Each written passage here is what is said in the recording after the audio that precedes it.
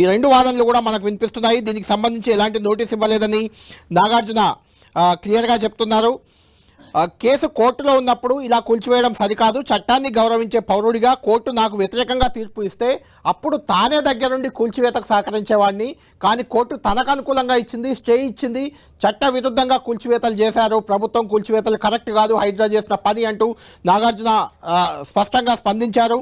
తాజా పరిణామాల వల్ల మేము అంటే అక్కినేని కుటుంబం ఆక్రమణలు చేసిందని, తప్పుడు నిర్మాణాలు చేపట్టామని ప్రజలకు సంకేతాలు వెళ్లే అవకాశం ఉంది, కాబట్టి తాను క్లారిటీ ఇస్తున్నానని నాగార్జున చెప్పారు. అధికారులు చేసిన ఈ చట్టవిరుద్ధ చర్యలకు వ్యతిరేకంగా మళ్ళీ న్యాయస్థానాన్ని ఆశ్రయించేందుకు నాగార్జున రెడీ అవుతున్నారు. ఖచ్చితంగా ఈ హైడ్రా కమిషనర్కి మొదటిసారి హైడ్రాకి ఒక ఎదురుదెబ్బగా మనం చూడాలి. ఎందుకంటే ఇప్పటి వరకు మధ్యతరగతి సామాన్యుల చాలా నిర్మాణాలను కూల్చేశారు, ఎవరు పెద్దగా రియాక్ట్ కాలేదు, తమ ఆవేదనను వ్యక్తం చేసుకున్నారు తప్పితే కోర్టుకు వెళ్తాం, న్యాయ పోరాటం చేస్తామని చెప్పలేదు. ఇప్పుడు నాగార్జున ప్రకటించారు, హైడ్రా చట్ట విరుద్ధంగా వ్యవహరించింది, ఇది పట్టా భూమిలో ఉన్న నిర్మాణం, చెరువు శిఖం కాదు, దీనిపై స్టే ఉంది, స్టేను పక్కన పెట్టి హైడ్రా కూల్చివేతలు చేసింది కాబట్టి మళ్ళీ న్యాయస్థానాన్ని ఆశ్రయిస్తామంటూ నాగార్జున స్పష్టంగా తేల్చి చెప్పారు. దీంతో సర్కార్ హైడ్రా వర్సెస్ నాగార్జున మధ్య ఈ వాతావరణం ముదిరినట్లు మనకు కనిపిస్తుంది సతీష్. ఎందుకంటే మీకు కూడా తెలుసు సతీష్, 2014లోనే ఒక స్టేజ్లో ఎన్కన్వెన్షన్ కూల్చివేతకు అప్పటి కేసీఆర్ ప్రభుత్వం సిద్ధమైంది. అయితే అప్పుడు కోర్టు స్టే తెచ్చుకున్నారు, దాంతో ఆ కూల్చివేతలు ఆగిపోయాయి, అది కంటిన్యూ అవుతూ వచ్చింది. ఇప్పుడు ఈ రోజు మాత్రం మొత్తం నీలమట్టం అయిపోయింది, ఇప్పుడు ఎన్కన్వెన్షన్ అనేది లేదు. జనరల్ గా మీకు ఐడియా ఉండుంటా సతీష్, కోర్టు సెలవు దినాలు అంటే సాటర్డే సండే ఈ సందర్భాల్లోనే ఇలాంటి పనులు జరుగుతుంటాయి. ఇది కూడా మనం దాన్ని అలానే మనం చూడాలనిపిస్తుంది. నాగార్జున మాత్రం చాలా సీరియస్ గా రియాక్ట్ అయినట్లు కనిపిస్తుంది. అయితే దీని తర్వాత టార్గెట్ రెండు కనిపిస్తున్నాయి. ఒకటి మనం నిన్న మొన్నటి నుంచి మాట్లాడుతున్న జన్వాడ ఫామ్ హౌస్, అంటే అది హైడ్రా పరిధిలోకి రాదని అంటున్నారు. వాళ్ళు కూడా కేటీఆర్ ఫ్రెండ్ కి చెందింది, ఆయన అందులో ఉన్నారు అని చెప్తున్నారు. అది హైడ్రా పరిధిలోకి కూడా రాదని ఒకటి ఉంది, వాళ్ళు కోర్టుకు కూడా వెళ్ళారు. ఇక రెండోది ఇప్పుడు కొత్తగా తెరపైకి వస్తున్న అంశం, పల్లా రాజేశ్వర రెడ్డికి చెందిన అనురాగ్ యూనివర్సిటీ, అది కూడా చెరువు శిఖంలో నిర్మించారనే చర్చ జరుగుతుంది. ఇప్పుడు ఆ రెండే టార్గెట్ గా హైడ్రా కదులుతుంది. అయితే హైడ్రాకు నాగార్జున స్పందించిన విధానం, నాగార్జున కోర్టుకు వెళ్తానని హెచ్చరించిన విధానం కొంత బ్రేకులు వేసే అవకాశం మీకు ఏమైనా కనిపిస్తుందా? రైట్, అంటే ఓవరాల్ గా మనం చూస్తుంటే హైడ్రా కూల్చివేతలని సమర్థించుకుంటోంది. రెండోది, మేము అన్ని రకాలుగా ఆక్రమణలకు గురైన ల్యాండ్స్ని జస్టిఫై చేసిన తర్వాతే 1 నుంచి 100 సార్లు చూసుకున్న తర్వాత మేము కూల్చివేతలకు రంగం సిద్ధం చేస్తున్నామని మనకి కమిషనర్ ఏవి రంగనాథ్ మీరు అన్నట్టుగా ఉదయం నుంచి ఆయన అందుబాటులో లేరు. బట్ కొద్ది రోజుల కిందట 10 టీవీతో ఆయన మాట్లాడారు. అందుకు దాదాపు 4 ఎకరాల వరకు ఇక్కడ ఎన్కన్వెన్షన్ పేరుతో ఆక్రమించారు అన్నది మన విజువల్స్ లో కూడా చూడొచ్చు. 100% పూర్తిగా కూల్చివేతలు పూర్తయిపోయాయి. 3 ఎకరాల ఎగ్జాక్ట్ గా 3 ఎకరాల 30 గుంటలు దాదాపు 4 ఎకరాలు. బట్ నాగార్జున మీరు అన్నట్టుగా నాగార్జున స్పందించారు, తాను న్యాయ పోరాటం చేస్తామంటున్నారు. కానీ ఇది ఎప్పటి నుంచో చర్చలో ఉంది. నాగార్జున ఎన్కన్వెన్షన్ సంబంధించి ఆక్రమించే నిర్మాణాలు చేశారనేది ఎప్పటి నుంచి ఇష్యూస్ అబ్సల్యూట్లీ. బట్ ఇప్పుడు ఈ రోజు నాగార్జున వివరణ ఇచ్చినప్పటికీ కూడా హైడ్రా ఏవి ముందు వెనక ఆలోచించకుండా రాబోయే రిప్రికేషన్స్ అలాగే న్యాయపరమైన చిక్కులు ఆలోచించకుండా చేసిందని అయితే మనం అనలేము కళ్యాణ్. అయితే సతీష్, ఇక్కడ ఇప్పుడే పల్లా రాజేశ్వర రెడ్డికి సంబంధించింది కూడా ఒక కేసు నమోదైంది. ఇది అప్డేట్, ఇది బ్రేకింగ్ గానే చూడాలి. ఎందుకంటే పల్లా రాజేశ్వర రెడ్డి రేవంత్ రెడ్డి సర్కార్ పై ఎంత పోరాడుతుంది మనం చూస్తున్నాం. ఆయన జనగామ ఎమ్మెల్యేగా ఉన్నారు, అంతకుముందు ఎమ్మెల్సీ, అంతకుముందు ఎంపీగా పోటీ చేసి ఓడిపోయారు, వామపక్ష ఉద్యమాల్లో ఉన్నారు. ఆయనపై కూడా ఒక కేసు నమోదైంది. అనురాగ్ యూనివర్సిటీయే బఫర్ జోన్ లో నిర్మించారనేది ఈ case. Pocharam IT corridor PS లో పల్లా రాజేశ్వర రెడ్డిపై కేసు నమోదు చేశారు. అంటే ఈ కేసు నమోదు అంటే ఏంటంటే హైడ్రా ఎంటర్ అవడానికి ఇది ఒక బేస్ గా చెప్పాలి, ఇది ఒక అవకాశం. పల్లా రాజేశ్వర రెడ్డిపై కేసు కూడా నమోదైంది. చెరువును కబ్జా చేసి భారీ నిర్మాణాలు చేసినందుకు FTL లో మెడికల్ కాలేజ్ కట్టాడని ఏకంగా ఇరిగేషన్ ఇది కూడా ఇంట్రెస్టింగ్ పాయింట్. అంటే ప్రభుత్వ అధికారి ఇరిగేషన్ శాఖ ఆయన ఏఈ పరమేష్ ఫిర్యాదు చేశారు. అంటే నిన్నటిదాకా కూడా ఏఈలు ఉన్నారు, ఉన్నారు, ఇరిగేషన్ శాఖ ఉంది, ఎవరు మరి ఫిర్యాదు చేయలేదు. ఇప్పుడు ఫిర్యాదు జరిగింది, పోచారం ఐటీ కారిడార్ లో ఉంది. అది దీనిపై ఎలాంటి రియాక్షన్ పోలీసులు తీసుకుంటారు అనేది పక్కన పెడితే హైడ్రాకు మాత్రం మళ్ళీ ఒక అవకాశం దొరికింది. అనురాగ్ యూనివర్సిటీపై బుల్డోజర్లు అటువైపు వెళ్ళే అవకాశం ఉంది. అంటే కళ్యాణ్ ఒక క్లారిటీ ఇవ్వండి. ఇప్పటివరకు హైడ్రా కూల్చివేతలకు సంబంధించి సెలెక్టివ్ గా కొందరి సంబంధించిన అక్రమ నిర్మాణాలను కూల్చుతున్నారు. అధికార పార్టీకి చెందిన వాళ్ళకి, కాంగ్రెస్ కి సానుభూతి పరులుగా ఉన్న వాళ్ళకి కూల్చివేతలు ఎఫెక్ట్ తగలట్లేదని అన్నారు. ఈరోజు నాగార్జున సంబంధించిన ఒక ప్రముఖ నటుడు, ఇండస్ట్రీలో పెద్ద వ్యక్తి, విస్తృత పరిచయాలు ఉన్న వ్యక్తి, అలాంటి నాగార్జునకు చెందిన ఎన్కన్వెన్షన్ కూల్చివేతకే సిద్ధమైందంటే హైడ్రా ఏమైనా స్పష్టమైన సంకేతాలు ఇస్తుందా? ఎవరికైనా అంటే ఎవరినైనా లెక్క చేయమనన్న సంకేతాలను ఇస్తుందా? ఖచ్చితంగా సతీష్, అంటే నాగార్జున అనే పర్సన్ ని మన గతంలో బీఆర్ఎస్ కు కొంత సన్నిహితుడిగా ప్రచారం జరిగింది. ఎందుకు జరిగిందంటే మనకు తెలుసు, ఎన్ కన్వెన్షన్ ని కూల్చివేత దాకా వెళ్ళిన ప్రభుత్వం వెనక్కి తగ్గింది. ఆయన స్టే తెచ్చుకుని తగ్గిందని అప్పుడు ప్రభుత్వం చెప్తుంది. కోర్టు స్టే తెచ్చుకున్నాడు, దాంతో తగ్గామనేది. అయినా నాగార్జునతో అప్పటి ప్రభుత్వానికి సంబంధాలు ఉన్నాయని భావించారు, ఇంకేదైనా భావించారో తెలియదు మనకు. అయితే ఇక్కడ ఇంట్రెస్టింగ్ ఫ్యాక్టర్ ఒకటి సతీష్, అంటే ఎన్ కన్వెన్షన్ ని హైడ్రా కూర్చేసిందా, కోమటిరెడ్డి కూల్చివేయించారా అనేది ఇప్పుడు ఒక పెద్ద చర్చ. ఎందుకంటే కోమటిరెడ్డి వెంకటరెడ్డి తెలంగాణ ప్రభుత్వంలో కీలక మంత్రి, అది కూడా ఆయన శాఖ సినిమాటోగ్రఫీ మంత్రి. ఆయన ఈ నెల 21న ఒక ఫిర్యాదు చేశారు. ఎన్ కన్వెన్షన్ చెరువు శిఖం భూమి ఆక్రమించి కట్టారు, అందరికి తెలిసిన అంశమే అది. ఇప్పుడు మనం చూసాం కదా, అనురాగ్ యూనివర్సిటీ మీద కూడా ఫిర్యాదు లాగే ఇది కూడా ఒక ఫిర్యాదు. అంటే కోమటిరెడ్డి వెంకటరెడ్డి ఫిర్యాదు మేరకు ఇప్పుడు హైడ్రా రంగంలోకి దిగినట్టు మనకు కనిపిస్తుంది.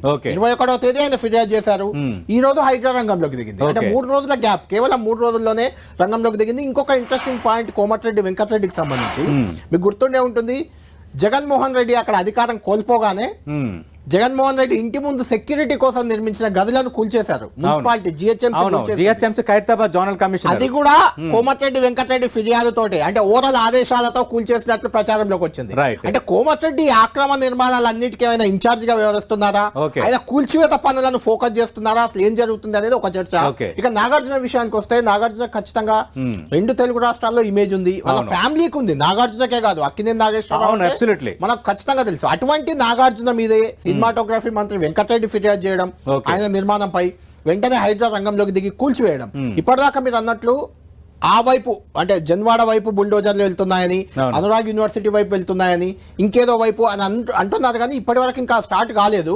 ఈవెన్ కాంగ్రెస్ నేతల్లో కూడా పోచారం శ్రీనివాస్ రెడ్డి, వివేక్, కేవీపీ రామచంద్రరావు, ఇలాంటి పేర్లన్నీ కూడా మన మధుయాష్కి గౌడ్, పొంగులేటి శ్రీనివాసరెడ్డి కూడా నేను వివరణ ఇచ్చారు, నిజంగా నేను ఆక్రమించినట్టయితే కూల్చేయమని కేటీఆర్ ఆరోపించారు, రియాక్ట్ అయ్యారు. రాముడు మనకు అక్కడే ఆ స్పాట్ లో ఉన్నారు ఇప్పుడు వద్ద. ఒకసారి రాముడితో మాట్లాడదాం. రాముడు, ఏంటి 100% ఆక్రమణలు కూల్చివేసినట్టేనా? 100% కూల్చివేతలు జరిగాయా, ఇంకేమైనా పెండింగ్ ఉందా?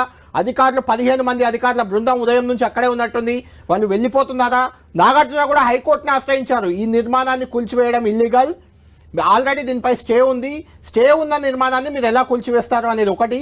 ఇది పట్టా ల్యాండ్ అని ఆయన క్లియర్గా చెప్తున్నారు. అయినా పట్టా ల్యాండ్లో కూడా నిర్మాణాలు చేయడానికి ఉండదు చెరువు శిఖమైనప్పుడు. అయితే కోర్టు స్టే ఉంది కాబట్టి కూల్చివేయడాన్ని నాగార్జున తప్పుపడుతున్నారు. మళ్ళీ హైకోర్టును కూడా ఆశ్రయించారు హైడ్రాపై. ఇప్పటివరకు హైడ్రాపై ఎవరు కోర్టుకు వెళ్ళినట్లు లేదు, నాగార్జున మాత్రం కోర్టుకు వెళ్ళారు. దీంతో హైడ్రా దూకుడు ఏమైనా తగ్గే అవకాశం ఉందా? ఎందుకు ఉదయం నుంచి రంగనాథ్ గారి ఫోన్ స్విచ్ ఆఫ్ ఉంది హైడ్రా కమిషనర్ది, ఆయన ఎందుకు రియాక్ట్ కావట్లేదు ఈ అంశంపై? ఈ అంశానికి సంబంధించి అధికారులు ఎవరు కూడా అఫీషియల్గా ప్రకటించట్లేదు సార్. దీనికి సంబంధించి ఏంటంటే ప్రధానంగా ఇక్కడ నుంచి ఏం జరుగుతుంది, ఏం కూల్చివేస్తాము, ఎన్ని గుర్తించాము, ఎంత ఇది బఫర్ జోన్ ఉంది, ఎంత ఎఫ్టీఎల్ ఉంది అన్నటువంటి అంశాలపైన కూడా ఎలాంటి వివరాలు ఉండట్లేదు. మనం చూస్తున్నాం, ఉదయం నుంచి కూల్చివేత పనులు జరుగుతున్నాయి, కూల్చివేశారు, మొత్తం ఒకానొక దశలో మొత్తం నిలుపుదల చేశారు. మళ్ళీ వచ్చి ఇక్కడ నుంచి వెళ్ళేటువంటి పాత్వే ఏదైతే ఉందో ఆ పాత్వేను పూర్తిగా తొలగిస్తున్నారు. అవును, మీరు చెప్పినట్లుగా ఇప్పుడు నాగార్జున చెప్పేది ఏంటంటే కోర్టులో కేసు ఉంది కాబట్టి దాన్ని ఏ విధంగా కూలుస్తారు, కోర్టులో కేసు ఉంటే కూల్చడానికి అవకాశం లేదు. కానీ ఇందులో ఒక 2-3 అంశాలు ఉంటాయి. ఇది జిహెచ్ఎంసీ దగ్గర ఎలాంటి పర్మిషన్ తీసుకోకుండా నిర్మించినటువంటి నిర్మాణం కాబట్టి వాళ్ళు కొంత వేగంగా ముందుకెళ్లేటువంటి అవకాశం ఉంది. హైడ్రా సంబంధించినటువంటి జీవో 99లో కూడా నిర్మాణం అనుమతులు లేకపోతే దాన్ని కూల్చడానికి హక్కు ఉంది అన్నట్టుగా ఒక క్లాజ్ ఉన్నటువంటి పరిస్థితి ఉంది. దాని అంశంగా ముందుకెళ్ళొచ్చు. కానీ ఇప్పటికే దీనికి 2015 నుంచి మీరు చెప్పినట్లుగానే గత ప్రభుత్వం ప్రారంభ దశలోనే గోకుల్ ప్లాట్స్లో ఉండేటువంటి అనేక అక్రమ నిర్మాణాలను కూల్చివేసింది. ఆ సందర్భంగా కూడా మేము అప్పట్లో కూడా రిపోర్ట్ చేశాం. ప్రతి రోజు వచ్చి ఇక్కడ దీన్ని కూల్చడానికి అధికారులు వచ్చేవాళ్ళు, దాన్ని స్టడీ చేసేవాళ్ళు, డీమార్క్ చేశారు, మొత్తం స్టడీ చేసి డీమార్క్ చేశారు, అయినా కూడా కూల్చకుండా వెళ్ళిపోయారు. అప్పుడు ఆగిపోయినటువంటి నిర్మాణాన్ని పైన ఇప్పుడు కోమటిరెడ్డి మంత్రి ఇచ్చినటువంటి ఫిర్యాదు ఆధారంగా వీళ్ళు జస్ట్ 48 అవర్స్లోనే రంగంలోకి దిగారని చెప్పుకోవచ్చు. అయితే దీనికి సంబంధించి ఇటు హైడ్రా కమిషనర్గా ఉండేటువంటి రంగనాథ్ గడిచినటువంటి వారం 10 రోజులుగా కూడా ఎప్పుడైతే కూల్చివేతలు జరుగుతున్నాయో ఫోన్లో అందుబాటులో ఉండనటువంటి పరిస్థితి ఉంది. గత ఆదివారం కూడా చాలా నిర్మాణాలు ఇటు గండిపేట ఆ ప్రాంతంలో జరిగిన నిర్మాణాలు కూల్చివేసిన సందర్భంలోనూ టచ్లోకి రానటువంటి పరిస్థితి. అఫీషియల్గా నోటు కూడా విడుదల చేస్తామని చెప్పినా కూడా ఆ నోటును కూడా విడుదల చేయలేనటువంటి పరిస్థితి. కాబట్టి దీనిపైన అయితే అఫీషియల్గా క్లారిటీ రావాలి. ఇప్పటి వరకు నాగార్జున ఇచ్చినటువంటి స్టేట్మెంట్ ప్రకారం మేమేదో చెరువును కబ్జా చేశాము, చెరువులోకి లేదా ప్రభుత్వ భూమిలోకి కబ్జా చేసి ఇన్నేళ్ల పాటు వ్యాపారం చేశాము అనేటువంటి అది బయటికి వెళ్తుంది పబ్లిక్లోకి. దానిని ఖండించడం కోసమే దానిని రాముడు ఒక పాయింట్. రైట్ మళ్ళీ రాముడితో మనం మాట్లాడదాం. ఆల్రెడీ కళ్యాణ్ మనం చూసాం, మీరు కూడా ప్రస్తావించారు. హైకోర్టులో నాగార్జున తరఫున న్యాయవాది ఆల్రెడీ పిటిషన్ కూడా దాఖలు చేశారు. ఎలాంటి నోటీసులు ఇవ్వకుండానే ఎన్ కన్వెన్షన్ ని కూల్చేశారు. దీనిపైన ఆల్రెడీ స్టే కూడా ఉంది. కూల్చివేత చట్ట విరుద్ధంగా జరిగిందని నాగార్జున హైకోర్టును ఆశ్రయించారు. ఎన్ కన్వెన్షన్ కూల్చివేతపై సినీ నటుడు నాగార్జున హైకోర్టును ఆశ్రయించిన బ్రేకింగ్ మనం చూస్తున్నాం. ఉదయం నుంచి ఎన్ కన్వెన్షన్ కూల్చివేత అనేది సిటీలో హాట్ టాపిక్ అయిపోయింది. హైడ్రా దూకుడు ప్రదర్శిస్తున్న నేపథ్యంలో నాగార్జున లాంటి ప్రముఖ నటుడికి చెందిన ఎన్ కన్వెన్షన్ వైపు దృష్టి పెడతారా లేదన్న చర్చ జరుగుతున్న నేపథ్యంలో ఎన్ కన్వెన్షన్ దాదాపు కూల్చివేత సిద్ధమైన పరిస్థితుల్లో ఎన్ కన్వెన్షన్ కూల్చివేతపై నాగార్జున హైకోర్టుకు ఆశ్రయించారు. మరిన్ని వివరాలు అందించడానికి మా ప్రతినిధి సునీల్ సిద్ధంగా ఉన్నారు. సునీల్, హైకోర్టులో నాగార్జున తరపు న్యాయవాది పిటిషన్ దాఖలు చేశారు కదా, ప్రధానంగా ఏ అంశాలని ప్రస్తావించారు? అన్ని రైట్స్తోనే హైడ్రా ఈ స్టెప్ వేసిందన్న చర్చ ఒకవైపు జరుగుతోంది. రెండోది జిహెచ్ఎంసీ అనుమతి కూడా లేకుండానే ఎన్ కన్వెన్షన్ నిర్మించారన్న ఆరోపణ ఇప్పటికే ఉంది. ఈ నేపథ్యంలో న్యాయపరంగా ఏం జరగచ్చు? అసలు పిటిషన్లో ఏమేమి అంశాలను ప్రస్తావించారు? సునీల్. రైట్, మరి కాసేపట్లో మాట్లాడదాం. సతీష్, ఒక్కసారి మనం రాముడితో మాట్లాడదాం. అంటే రాముడు, ఇప్పుడు చూస్తున్నాం మనం, నాగార్జున హైకోర్టును ఆశ్రయించారు కదా, అంటే నాగార్జున ఊహించలేదా? ఎందుకంటే 2-3 రోజులుగా కూడా ఎన్ కన్వెన్షన్ కూల్చేస్తారనే చర్చ ఎప్పటి నుంచో ఉంది. ఒకవేళ ముందే ఊహిస్తే ఆయన ముందే కోర్టును ఆశ్రయించి మళ్ళీ స్టే తెచ్చేవాళ్ళు. అంటే ఆయన ఊహించలేదనుకోవాలా, వీళ్ళు వేగంగా స్పందించారనుకోవాలా, లేకుంటే ఆదివారం జనరల్గా శని ఆదివారాలు సెలవు ఉంటాయి, కోర్టులు పెద్దగా హియరింగ్స్ చేయవు కాబట్టి దాన్ని పెట్టుకొని శనివారం ఫిక్స్ చేసుకుందా హైడ్రా ముహూర్తం? ఎలా చూడాలి ఈ వ్యవహారం మొత్తం? మీకు ఎలా అనిపిస్తుంది? ఎస్, మీరు చెప్పినట్లుగా ఈ 2-3 అంశాలు కూడా పరిగణలోకి తీసుకొని ఉండవచ్చు. ఎందుకు అని అంటే ప్రధానంగా ఎవరికి కూడా ఈ అంశాలు లీక్ కావడం లేదు. ఇక్కడికి వచ్చేంత వరకు సిబ్బందికి కూడా ఇక్కడ జరుగుతుంది అనేటువంటి అంశం తెలీదు. ఉదయమే ఈ అంశం తెలుసు, ఇక్కడ కూల్చివేతలు ఉంటాయి, ఐటీ ఏరియాలో కూల్చివేతలు ఉంటాయని మాత్రమే ఇక్కడికి వచ్చినటువంటి సిబ్బందికి తెలిసినటువంటి పరిస్థితి ఉంది. కానీ ఏం కూలుస్తారనేది మాత్రం వాళ్ళకు కూడా తెలియదు. ఈ లొకేషన్కు వచ్చినంత వరకు వాళ్ళకు కూడా తెలియనటువంటి పద్ధతిలో వాళ్ళు గోప్యత మెయింటైన్ చేస్తున్నారు. అధికారులు ఈ విధంగా చేయడానికి మనం చూడొచ్చు. ఒకటి ఏంటంటే నిజంగా కోర్టులో కేసు ఉండడం కారణంగా, కోర్టు స్టే ఉండడం కారణంగా దానికి సంబంధించినటువంటి ఎన్ కన్వెన్షన్ సంబంధించినటువంటి యజమాన్యం కానీ నాగార్జున కానీ ధీమాగా ఉండే అవకాశం ఎక్కువగా ఉంది. మరొక వైపు ఇటు అధికారులకు సంబంధించి దీనిపైన ఎట్లాంటి నోటీసులు కూడా ఇవ్వకుండా ముందుకెళ్తున్నారు. మీరు చెప్పినట్లుగా పెద్ద పెద్ద నిర్మాణాలన్నిటినీ కూడా కేవలం శనివారం ఆదివారం మాత్రమే కూలుస్తున్నటువంటి పరిస్థితి ఉంది. కోర్టుకు వెళ్ళడానికి అవకాశం లేని పద్ధతుల్లోనే కోర్టుకు వెళ్లకుండా మళ్ళీ నెక్స్ట్ డే స్టే రాకుండా ఉండే విధంగా ప్లాన్ చేశారా అంటే అవును అనేటువంటి పరిస్థితులు లాస్ట్ సండే రోజు గండిపేట ఆ ప్రాంతంలో కూల్చినప్పుడు అదే విధమైనటువంటి పరిస్థితి కనిపించింది. ఈ రోజు కూడా ఇదే విధమైనటువంటి పరిస్థితి కనబడింది. మొత్తంగా చూసినప్పుడు అధికారులు ఈ అంశాలను చాలా గోప్యంగా ఉంచుతూ ముందుకెళ్తున్నటువంటి పరిస్థితి. నిర్మాణము తప్పనిసరిగా కూల్చడానికి తమకు అధికారం ఉందన్నప్పుడు. రైట్, మీరు ఒక్క నిమిషం లైన్ లో ఉండండి. సతీష్, మన సునీల్ కూడా ఉన్నారు హైకోర్టు నుంచి. హైకోర్టు దగ్గర వాతావరణం మాట్లాడదాం. ముందుగా అంటే ఇది లీగల్ హైడ్రా చేస్తుంది అనేది ఒక సునీల్ తో మాట్లాడదాం. సునీల్, ఇప్పుడు హైడ్రా కూల్చివేతలపై నాగార్జున హైకోర్టుకు వచ్చారు, హైకోర్టులో పిటిషన్ చేశారు. ఆల్రెడీ దానిపై స్టే ఉంది. ఇది కూల్చడమే చట్ట విరుద్ధం, అక్రమ నిర్మాణం అసలు అక్కడ లేదు అని ఆయన వాదన. ఆ పిటిషన్లో ఏమేమి చెప్పారు, ఆయన అడ్వకేట్ ఏమంటున్నారు ఒక పాయింట్. రెండవది, హైడ్రా శని ఆదివారాల్లోనే ఎలాంటి నోటీసులు ఇవ్వకుండా నిర్మాణాలు నిలమట్టం చేస్తుంది. సతీష్, ఖచ్చితంగా అంటే చెరువులను రక్షించడం, లేకులను పరిరక్షించడం, అక్రమ నిర్మాణాలు కూల్చివేయడాన్ని ప్రతి ఒక్కరూ సమర్థించాల్సిందే, ఎలాంటి అనుమానం లేదు. కానీ ప్రతిదానికి ఒక చట్టం, ఒక నిబంధన అనేది ఒకటి ఉంటుంది. దాన్ని అతిక్రమించిందా హైడ్రా? అతిక్రమిస్తూ ముందుకు వెళ్తుందా? ఎవరికి నోటీస్ ఇవ్వట్లేదు, రాత్రికి రాత్రి నిలమట్టం చేస్తుంది. అది కూడా రాముడు మనం ఇంతకుముందు అనుకున్నట్లు శనివారం ఆదివారం కోర్టు ఇమీడియట్, అంటే కోర్టుకు వెళ్ళగానే స్టే రాదు, ఒక రోజు టైం తీసుకుంటుంది, ఆదివారం సెలవు ఉంటుంది. ఇలాంటి వాతావరణంలో హైడ్రా చేస్తున్న కార్యకలాపాలపై నాగార్జున న్యాయవాది లేకుంటే వాళ్ళ పిటిషన్లో ఏం పేర్కొన్నారు? ఎస్ కళ్యాణ్, మీరు అన్నట్లు ఖచ్చితంగా శని ఆదివారాలనే హైడ్రా కూల్చివేతల ప్రక్రియ వేగవంతం చేస్తుంది. ఇటీవల కాలంలో అక్రమ నిర్మాణాలు చెరువులలో ప్లేసెస్ దగ్గర ఎవరైనా అక్రమ నిర్మాణాలు చేపడితే వారిని వెంటనే కూల్చివేస్తుంది. కానీ ఎలాంటి నోటీసులు ఇవ్వకుండా సాక్షాత్ మన గతంలో జన్వాడ ఫామ్ హౌస్ సంబంధించిన కేసు హైకోర్టు ఏ విధంగా ఆర్డర్ ఇచ్చిందో ఆ తరహాలోనే మళ్ళీ కూడా అంటే అటు హైడ్రా మాత్రం చాలా వేగవంతంగా కూల్చివేత పనులు చేపడుతుంది. ఈ రోజు ఉదయం నుంచి కూడా ఎన్ కన్వెన్షన్ హీరో నాగార్జునకు సంబంధించినటువంటి ఎన్ కన్వెన్షన్ గతంలోనే సంబంధించినటువంటి కన్వెన్షన్ వివాదాస్పదంగా మారింది. గత ప్రభుత్వం దృష్టిలో ఉంది. అదేవిధంగా ఈ వచ్చినటువంటి కాంగ్రెస్ ప్రభుత్వం కూడా హైడ్రా అనేటువంటి ఒక సంస్థను ఏర్పాటు చేసి మొత్తం అక్రమ కట్టడాలు చెరువులో నిర్మిస్తున్నటువంటి అక్రమ కట్టడాలు మొత్తం కూడా కూల్చివేస్తున్నటువంటి దృశ్యాలు కూడా మనం చూసాం. అయితే ఇటీవల కాలంలో ఈ సంబంధించిన వివాదం మరొకసారి తెర మీదకి రావడంతోనే అసలు ఈ సంబంధించిన ఒకవైపు ఎన్ కన్వెన్షన్ సంబంధించిన ఈ వివాదం ఓవైపు హైకోర్టులో కొనసాగుతుంది. గతంలో కోర్టు కూడా స్టే ఇచ్చింది.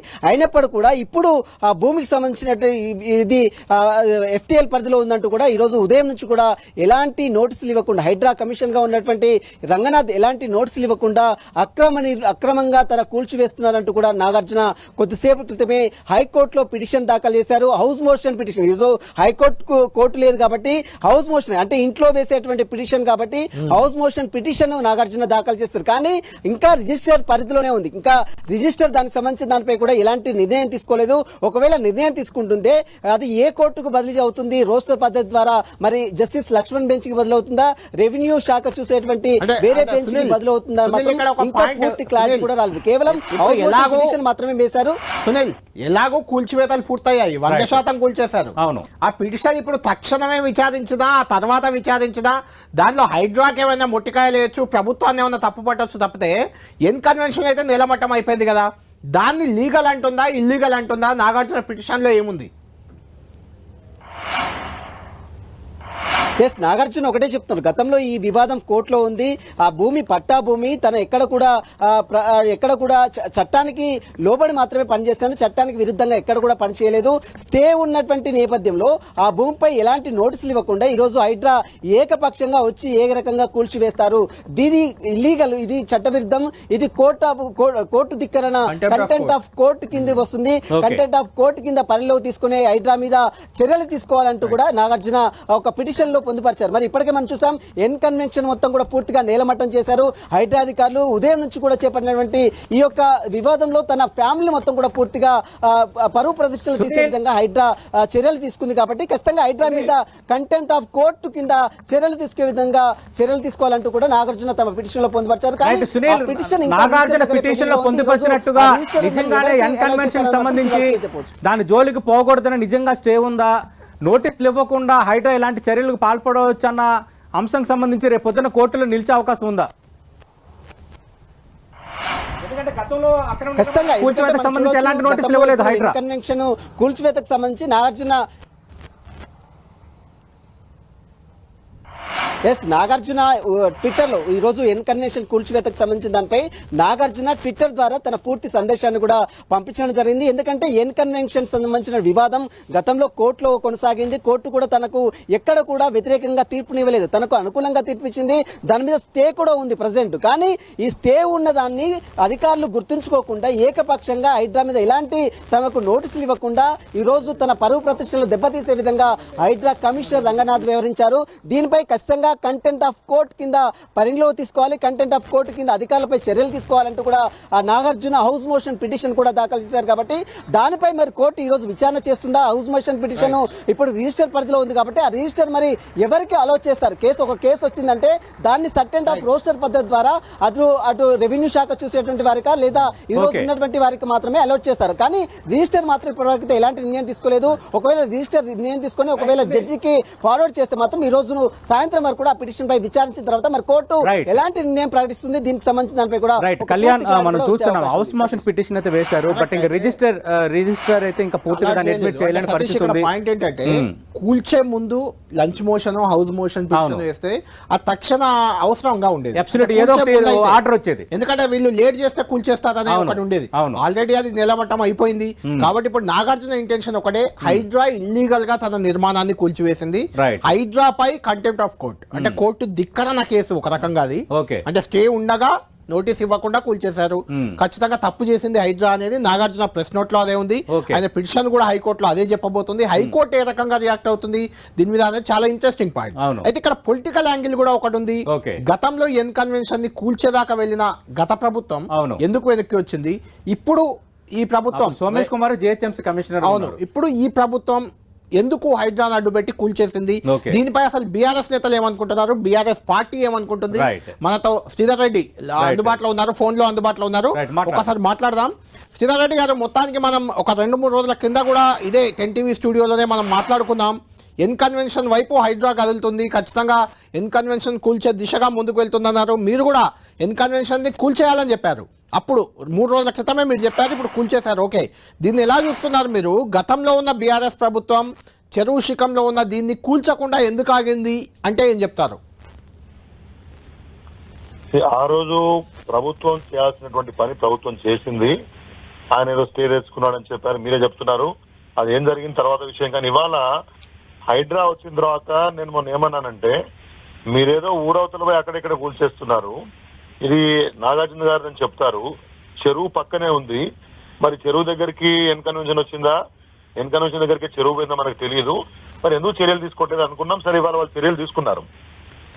ఇప్పుడు విషయం ఏంటంటే, సరే వాళ్ళు కోర్టుకు పోయినారు, కోర్టుకు పోయే శక్తి ఉంది. కానీ ఇప్పుడు చెరువు FTL లో నిర్మాణాలు చేయడం అనేది నేరం.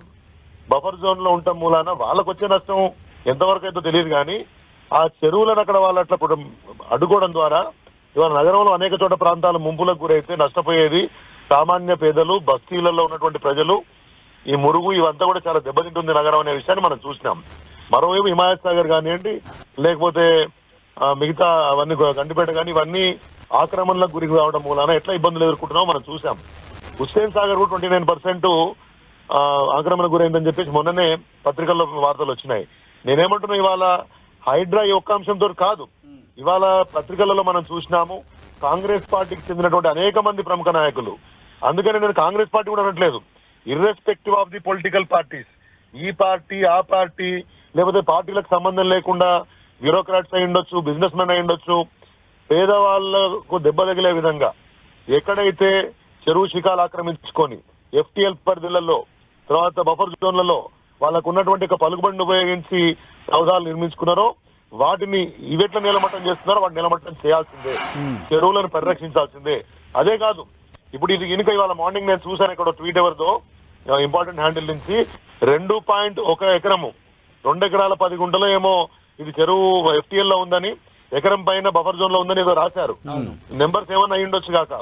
ఏమంటున్నా అంటే, ఇన్ని సంవత్సరాల నుంచి ఒకవేళ అది ఆక్రమణకు గురై ఉంటే ప్రభుత్వ భూమిని, చెరువు భూమిని ఆక్రమణకు గురైనందుకు అది చేసిన వాళ్ళు ఎవరైతే ఉంటే ఆ పట్టా చేసిన వాళ్ళు అయి ఉండొచ్చు, పట్టా ఒకరు నాగార్జున గారు కూడా ఉండొచ్చు, పట్టా చేసి నాకు అమ్మి ఉంటే పట్టా చేసినోడిని ఈ కొన్న వాళ్ళను అందరినీ కూడా ఉద్దేశపూర్వకమైన నేరం కింద బుక్ చేయాలి, క్రిమినల్ ప్రొసీడింగ్స్ చేయాలి. అంటే శ్రీధర్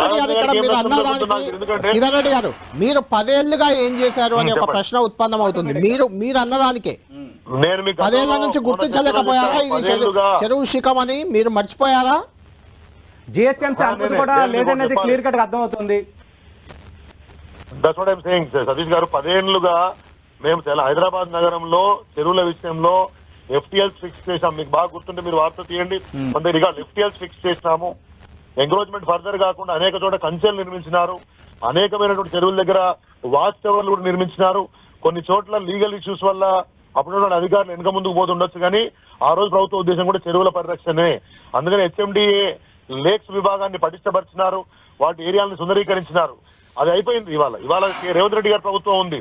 నిష్పాక్షికంగా రాజకీయకమైనటువంటి కక్షపూరితమైనటువంటి ధోరణి లేకుండా ఇవాళ చర్యలు తీసుకోవాలి. జస్ట్ నాట్ డెమాలిషన్ అంటే ఏమవుతుందండి, అవన్నీ షెడ్లు లేకపోతే పర్మనెంట్ నిర్మాణాలు ఏం కావు. వాటి వల్ల ఇప్పటికే కోట్లాది రూపాయలు వాళ్ళు వెనకేసుకున్నారు. దానివల్ల ఎవరికి ఇబ్బంది ఉందో తర్వాత సంగతి. కానీ ఈ భూములు కూల్చిపోతూ ఆగకూడదు, ఆ భూములను ప్రభుత్వం స్వాధీనం చేసుకోవాలి, FTL కింద వాటి కింద బోర్డులు పెట్టాలి, ఫర్దర్ ఎంక్రోచ్మెంట్ కాకుండా కంచెలు నిర్మించాలి. అవి చేయకపోతే ఏమవుతుంది, మళ్ళీ ఇప్పుడు మునిగిపోయినంత పేదల ప్రాంతం. మొన్న ఒక శవం కొట్టుకొచ్చింది, ఎవరిదండి? ఒక పేద కుటుంబం నుంచి వచ్చినటువంటి అదందే కదా. కాబట్టి ఖచ్చితంగా ఇవాళ పేపర్లలో వచ్చినటువంటి అనేక నిర్మాణాలు ఇవాళ పొంగులేటి రెడ్డి గారు చెప్పారు, నాది FTL లో ఉంటే కూల్చేస్తాను. Very good. అట్లానే ఆయన మంత్రివర్గ సహచరులు కానీ మిగతా ఎమ్మెల్యేలు ఎమ్మెల్సీలు కానీ ఇంకెవరైనా అట్లా ఉంటే స్వచ్ఛందంగా ముందుకు రావాలి. ఎందుకంటే ఎన్జిటి నిబంధనలు చాలా స్పష్టంగా ఉన్నాయి. శ్రీధర్ గారు ఇప్పుడే ఒక ఫిర్యాదు జరిగింది. మీ ఎమ్మెల్యే పల్లా రాజేశ్వర్ రెడ్డి అనురాగ్ యూనివర్సిటీకి సంబంధించిన మెడికల్ కాలేజ్ కూడా FTL ల్యాండ్ లో కట్టారు అని ఇరిగేషన్ ఫిర్యాదు చేశారు. ప్రభుత్వ అధికారే ఫిర్యాదు చేశారు ఇప్పుడు పోలీస్ స్టేషన్ లో. అంటే దాని వైపు కూడా వస్తున్నట్టుంది హైడ్రా బుల్డోజర్లు. మీరు సిద్ధంగా ఉన్నారా కూల్చడానికి? ఫార్మ్ హౌస్ పేరు కూడా వినిపిస్తోంది ప్రముఖంగా. సతీష్ గారు, నేను ఏమంటున్నా, కళ్యాణ్ గారు, సతీష్ గారు, కేటీఆర్ గారు మా పార్టీ వర్కింగ్ ప్రెసిడెంటే ప్రెస్ మీట్ పెట్టినప్పుడు విలేకరులు అడిగితే ఏ ఫామ్ హౌస్ అయితే వారు లీజ్ తీసుకుంటున్నారో అది నిబంధనలకు విరుద్ధంగా ఉంటే కూలగొట్టండి, అవసరమైతే దగ్గరుండి నేనే కూలగొట్టిస్తా. అదే సమయంలో మిగతా కాంగ్రెస్ మంత్రులు, ఎమ్మెల్యేలు, లీడర్లు అందరికీ కూడా అట్లనే ఉండాలి, నిష్పాక్షికంగా ఉండాలని చెప్పినారు. ఒకసారి మా వర్కింగ్ ప్రెసిడెంట్ ఆ మాట చెప్పిన తర్వాత పార్టీలకు సంబంధం లేదండి. ఇక ప్రభుత్వ భూములు ఆక్రమించుకుంటే వాళ్ళు శిక్షార్హులే. నేనేమంటున్నా, just not demolition, the government has to take those lands back. మళ్ళీ అక్కడ ఒకటి బోర్డులు పెట్టాలి, నేరపూరితంగా ఆ భూములు ఆక్రమించినందుకు కూడా కేసులు పెట్టాలి. రైట్ సతీష్ అంటే శ్రీధర్ రెడ్డి చెప్తున్న ప్రకారం కూల్చివేయడంతో సరిపెట్టదు, ఆ భూములను కూడా గవర్నమెంట్ స్వాధీనం చేసుకోవాలి, అవి ప్రభుత్వ భూములని బోర్డులు కూడా పెట్టాలని చెప్తున్నారు. మంచి డిమాండ్. అవును, ఇప్పుడు తమ్మిడికొంట చెరువులో 3.30 ఎకరాలు కబ్జా చేశారు అంటున్నారు. కూల్చివేత అయిపోయింది. మళ్ళీ తిరిగి అక్కడ చెరువుని పునరుద్ధరించాలి కదా ఖచ్చితంగా. అప్పుడు అనుకున్న లక్ష్యం సతీష్ రూల్స్ ప్రకారం, నిబంధనల ప్రకారం ఎవరైతే కబ్జా చేశారో అది కబ్జా అని తేలితే కూల్చేసిన తర్వాత వాళ్ళ ద్వారానే ఆ చెరువును పునరుద్ధరించే పని, ఖర్చు కూడా వాళ్ళతో పెట్టించాలి. అంతేకాదు ఎన్కన్వెన్షన్ అనే దానిపై ఇంకొక చర్యకు కూడా అవకాశం ఉంది. ఒకవేళ నాగార్జున చెప్తున్నట్టు అక్రమం కాకపోతే కోర్టు ఆదేశాలు ఇస్తాయి. ఒకవేళ అది ఆక్రమణ అని తేలితే ఇన్ని రోజులు ప్రభుత్వ భూమిలో, చెరువు శిఖం భూమిలో బిజినెస్ చేసినందుకు, వ్యాపారం నిర్వహించినందుకు దానిపై GST, కరెంట్ బిల్ ఇలాంటి ఎవిడెన్స్లు అన్నీ ఉంటాయి. కాబట్టి ఆ మేరకు రెవెన్యూ రికవరీ యాక్ట్ ను కూడా నాగార్జున మీద ప్రయోగించే అవకాశం ఉంది. ఇన్ని రోజులు వ్యాపారం చేసిన ఎంతో అయితే ఆదాయం వచ్చిందో దాన్ని రికవరీ చేసే అవకాశం ఉంది. లేకుండా చెరువు స్థలం కాబట్టి దాన్ని లీజుకి ఇచ్చినట్టు, లీజుకు తీసుకున్నట్టు దాని నుంచి కొంత రెవెన్యూ తీసుకునే అవకాశాలు రకరకాల ఉన్నాయి. ఏం చేయబోతుంది హైడ్రా అనేది వాస్తవం. ఎందుకంటే ఈ మధ్యకాలంలో బృహన్ ముంబై కార్పొరేషన్, చాలా పెద్ద కార్పొరేషన్, ఇలాంటి ఒక ఆక్రమ నిర్మాణాలు కట్టిన బహుళంతస్తుల భవనాన్ని కూల్చేయటమే కాకుండా దాని ద్వారా ఈ 15 సంవత్సరాల్లో ఎంతైతే సాధించారో, ఎంతైతే రెవెన్యూ సాధించారో ఆ రెవెన్యూ తిరిగి చెల్లించాలని ఇంకా మహారాష్ట్ర హైకోర్టే ఇచ్చింది. రైట్, ఖచ్చితంగా మరి అలా జరుగుతుందా, లేదంటే నాగార్జున అన్నట్టుగా కోర్టుకు వెళ్లారు కాబట్టి కోర్టు స్టే ఉంది కాబట్టి ఆ కారణాలతో రేపొద్దున హైడ్రాను ప్రశ్నిస్తుందా కోర్టు అనేది ఇప్పుడు నాగార్జున వర్సెస్ హైడ్రా నడుస్తుంది. ఎవరు లీగల్, ఎవరు ఇల్లీగల్ అనే ఒక చర్చ మొదలైంది. ఈ విషయంలో పార్టీ పరంగా బీజేపీ అధికార ప్రతినిధి అయినప్పటికీ లీగల్ ఎక్స్పర్ట్, సీనియర్ కౌన్సిల్, హైకోర్టులో చాలా సీనియర్ అడ్వకేట్ రచనారెడ్డి గారు మనకు అందుబాటులో ఉన్నారు, లైవ్ లో అందుబాటులో ఉన్నారు. ఆమెతో మనం మాట్లాడదాం. రచనారెడ్డి గారు, మనం 2-3 రోజుల కిందే ఒకసారి దీని గురించి మనం మాట్లాడుకుందాం. అంటే నోటీసులు ఇవ్వకుండా ఇల్లీగల్ గా కూల్చేస్తున్నారు, ఇది కరెక్ట్ కాదని కూడా మీరు అప్పుడు అన్నారు. ఇప్పుడు నాగార్జున కూడా కోర్టును ఆశ్రయించారు. ఎన్కన్వెన్షన్ విషయంలో స్టే ఉంది, ఆల్రెడీ హైకోర్టు స్టే ఉంది. స్టే ఉన్నప్పటికీ వచ్చి కూల్చేశారు, ఇది ఇల్లీగల్. అలాగే తనకు ఎలాంటి నోటీసులు ఇవ్వలేదు. నాగార్జునకే కాదు, ఇప్పటి వరకు హైడ్రా కూల్చిన ఏ ఒక్క భవనానికి కూడా నోటీస్ ఇవ్వలేదు. నోటీస్ ఇవ్వకుండా కూల్చేశారు. ఇప్పుడు నాగార్జున హైకోర్టును ఆశ్రయించారు. ఎలా ఉండబోతుంది హైడ్రా పరిస్థితి ఏంటి? నాగార్జున కరెక్టా, హైడ్రా కరెక్టా? అంటే మీరు న్యాయవాదిగా ఏం చెప్తారు? అనే ఒక సంస్థకు అసలు దాని లీగల్ ప్రొవిజన్ అంటే ఏ లీగల్ ప్రొవిజన్ కింద హైడ్రా వచ్చిందో హైడ్రా కోర్ట్ కి చెప్పాలి. ఎందుకంటే హైడ్రా ఒక జియో 99 కింద మేము దాన్ని కార్యాచరణ నిర్వహిస్తున్నామని అంటున్నారు. కానీ ఇది 3 గంటల సినిమా, దాంట్లో 2 గంటలు రెవల్యూషన్, రొమాంటిసైజింగ్ రెవల్యూషన్ కాదు. ఎందుకంటే హైడ్రా అనే సంస్థకు ఉన్న చట్టబద్ధత ఏందో వాళ్ళు ఖచ్చితంగా ఎస్టాబ్లిష్ చేయాలి కోర్టులో. ఎందుకంటే జిహెచ్ఎంసి యాక్ట్, జిహెచ్ఎంసి పరిధిలో, జిహెచ్ఎంసి జ్యూరిస్డిక్షన్ లో జిహెచ్ఎంసి యాక్ట్ ఒక చట్టం ఉంది జిహెచ్ఎంసికి. దాని కింద ఎన్ఫోర్స్మెంట్ అండ్ విజిలెన్స్ క్లియర్ గా ఉంది. ఈ ఎన్ఫోర్స్మెంట్ అండ్ విజిలెన్స్ ని పక్కకు పెట్టేసి వీళ్ళను తీసుకొచ్చారా? దానికి కావాల్సిన జిహెచ్ఎంసి యాక్ట్ కి అమెండ్మెంట్ చేశారా? అదంతా వాళ్ళు కోర్టుకి ఇవ్వాల్సిన వివరణ ఎంతో ఉంది. అయితే ప్రతి కట్టడానికి అంటే ఇది ఎట్లా అంటే సార్, ఆ రోజు కూడా ఎవరో అదేంటి మన ఎన్వైరన్మెంట్ ఇది అది అని చెప్పేసి ఏమో చెప్పేసి, కానీ ఇక్కడ ప్రజల హార్డ్ ఎర్న్డ్ మనీ అండ్ ప్రజల right to property fundamental right కాకుండా right to property is a constitutional right. Article 300A law clear గా ఉంది. నా ఇంటిలోకి వచ్చి నువ్వు అజమాయించి చెలాయించడానికి వీల్లేదు, అది ప్రభుత్వం అయినా సరే. సో ప్రభుత్వానికి కూడా సర్టన్ రెస్ట్రిక్షన్స్ ఉన్నాయి. ఇది article 300A violation and article 21 violation. Notices ప్రతి ప్రభుత్వం చేసే ప్రతి కార్యాచరణకి నోటీసెస్ ఉండాల్సిందే. That is not just a requirement under the law, that is due process of the law, natural justice and due process of the law. మీరు అంటే మీ channel కాదు, నేను పొద్దుగాల ఇంకో ఛానల్ నిన్నా, ఇంకో చట్టానికి అంటే మన ఇప్పుడున్న ప్రభుత్వానికి దగ్గర ఉండే ఛానల్, ఆ ఛానల్లో నాగార్జునకు నోటీసులు ఆల్రెడీ ఇచ్చేసిండు అన్నట్టు చెప్పింది. నోటీసులే ఇచ్చుంటే సార్ మేము రోజు కోర్టుకి వెళ్ళే వకీళ్ళం, మాకు తెలుసు ప్రభుత్వం ఏదైనా పెద్ద చర్య చేయాలనుకుంటే లేకపోతే ఎవరినైనా అరెస్ట్ చేయాలనుకుంటే వాళ్ళకు కోర్టుకి వెళ్ళే అవకాశం లేకుండా 1-2 రోజులు డిలే అన్న జరిగేలా చేయాలనుకుంటే వాళ్ళు ఖచ్చితంగా శనివారాలే వస్తారు. ఎందుకంటే శనివారం కోర్టు ఉండదు, ఆదివారం సెలవు. ఇప్పుడు నాగార్జున కోర్ట్ ని ఆశ్రయించారంటున్నారు, కొత్త కేసులో ఆశ్రయించారా, ఉన్న కేసులోనే ఆశ్రయించారా? అంటే నాగార్జున గారు ఆశ్రయించింది. నాగార్జున గారు ఎందుకు ఆశ్రయించారంటే ఆల్రెడీ దానిపై స్టే ఉంది.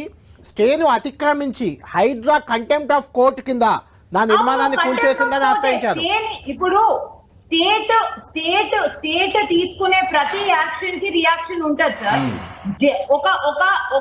ఒక high court lawfully stay certain basis మీద అంటే సర్టన్ లీగల్ పారామీటర్స్ మీద స్టే ఇచ్చినప్పుడు వీళ్ళకి ఎంత ధైర్యము ఎంత దమ్ము ఉండాలో వీళ్ళకు ఇచ్చేయడానికి. కంటెంప్ట్ ఆఫ్ కోర్ట్ వీళ్ళు హౌస్ మోషన్ మూవ్ చేశారా లేకపోతే